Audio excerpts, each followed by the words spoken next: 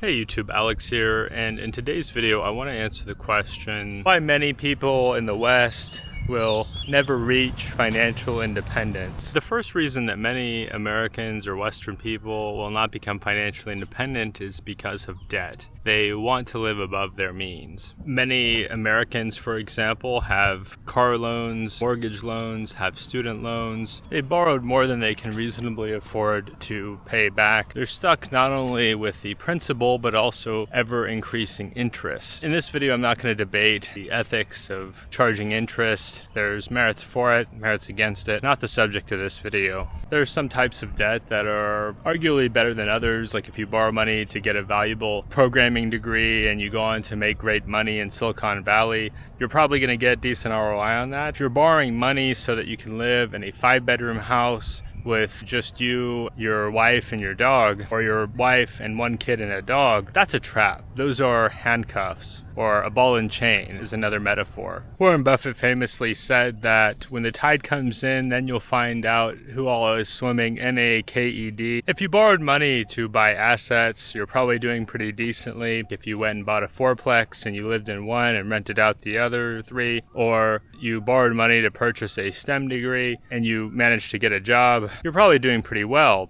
The wealthy in our society typically have borrowed money to buy assets. They use other people's money to get ahead. The poor in our society tend to use money to buy liabilities. They go out and they finance a brand new large SUV, a large truck when they work at an office park, fancy jewelry that doesn't make a difference in how they do their job. Not so much that the debt itself is an issue, it's more so the purpose of the debt that can cause problems. The extreme example of this is where you go to Silicon Valley. Tech geniuses have borrowed billions of dollars to build companies and are extraordinarily wealthy off of this money and the assets that they've used to purchase with this money, like valuable time of engineers, expensive real estate, or whatever it may be. And in small towns where you see guys who work at Walmart making $20 an hour and they're driving a $70,000 truck somehow, of course with the heightened interest rates, this becomes more problematic. People aren't able to make their payments. They get crushed by that high interest rate debt, especially if the interest rate is variable. At various times in our society, this bad behavior has been incentivized by the powers that be, and certainly a large amount of responsibility is on the borrower of the money, but there's also something to be said about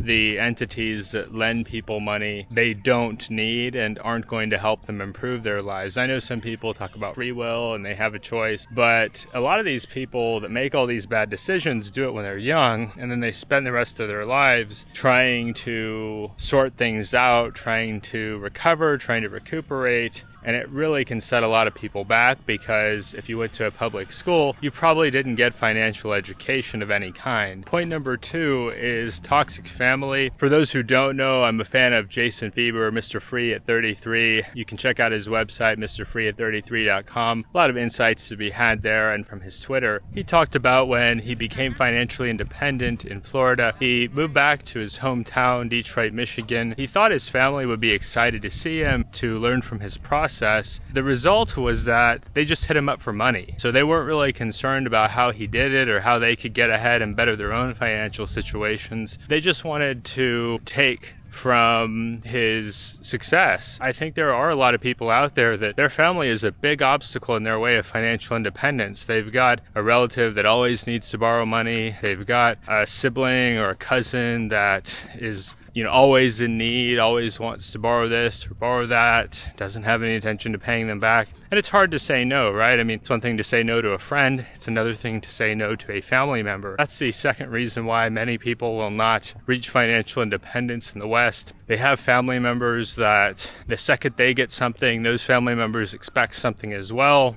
And if they accumulate something, they don't want to know how that individual got it. They just want to take some from themselves. Now, fortunately, not all families are like this. There are a lot of families out there that are, and I'll touch more on this subject later in the video. Many people will not become financially independent in the West is that they are playing status games. They are looking to have a high status lifestyle. They want to live in a big house. They want to have a big car. They want to eat in nice restaurants. There's those two phrases. A lot of people run into financial problems with too much house and too much car, and this is right here in this one. They could be happy with a modest home or even an apartment if you're a single guy or gal. Maybe you're dual income, no kids, but no, they want to be an exclusive neighborhood. Even though they don't have kids, they don't need those public schools.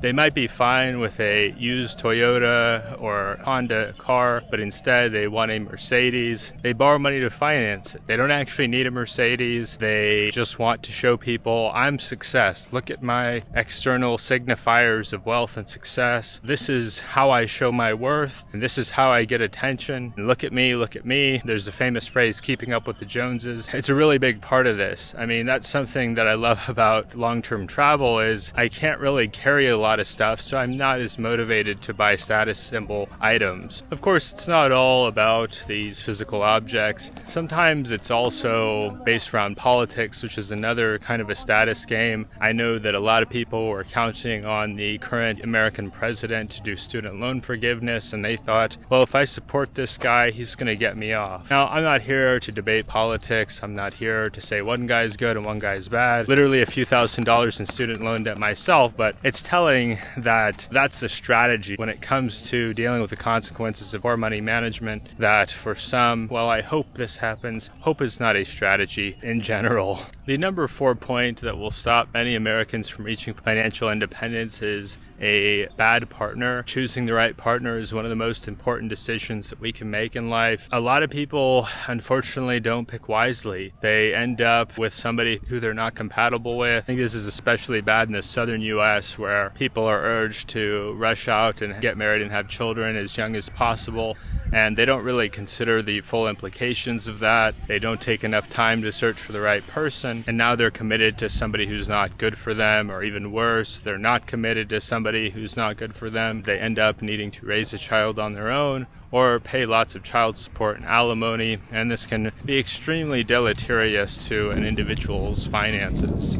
Sure, Jeff Bezos and Bill Gates can afford it. They can afford to get divorced again if they want to, but the average person cannot. It's not uncommon for divorced guys with children to be paying a third to half of their income in child support. It's really sad. Before I get accused of being preachy, I was raised in a single parent household, single grandparent household, so I'm intimately familiar with the consequences of a lot of these. Not at all a judgment toward people who have made these decisions or choices in life, more so just an observation in relation to our topic. I think it's important to wait until a person is more mature to make certain types of commitments. I think especially for men need to have their career in order, their money in order. That will help them to maintain financial security. The 5th point is that they've got something larger that they're aspiring to, whether it be philanthropic efforts, whether it be that they've got children that they want to leave resources to, they've got a certain church or community group, a charity that they're really fond of, and there's nothing wrong with that. People really have to make a decision on what's most important to them, what's most relevant to them. Financial independence isn't for everyone. I've heard people say, well, everyone can't be financially independent. The economy wouldn't work if that was the case. I disagree. I think everybody can be wealthy, but that's a subject for another video. I hope this video has been helpful for you. Let me know what you think down in the comments. Do you agree with these? Do you disagree with these? Give us a thumbs up if you want to see more content like this. Finally, subscribe to the channel. We're getting closer to 1,000, which is my next goal, and we'll see you next time.